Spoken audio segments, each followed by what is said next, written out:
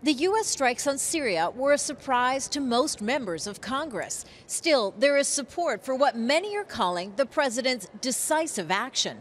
The president had the authority to do what he did, and I'm glad he did it.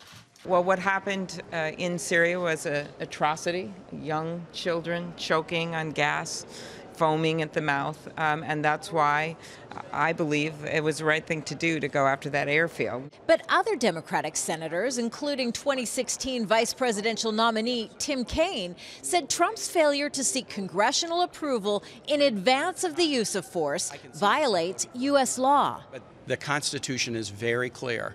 Aside from defending the United States from imminent threat, the president cannot start a war. You got to have a vote of Congress to do it. This was not a legal strike.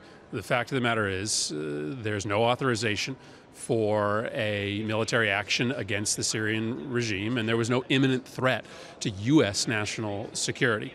They say the strike on Syria isn't covered by existing congressional authorization put in place in 2001 after the attacks of September 11th to allow the United States to respond to threats from al-Qaeda. Some in Congress say this is different.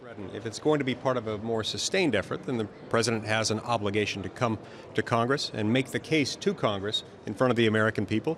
Most say the president must present a plan to Congress outlining his Syria strategy for the future and how his plan of safe zones inside Syria will help victims of that conflict.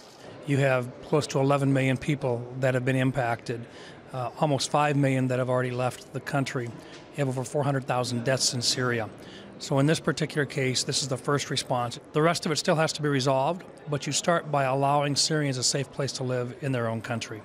Their details members of Congress say they're lacking and need to debate if there is to be any further military action to bring an end to the Syrian conflict. Kimberly, Halkett, Al Jazeera, Washington.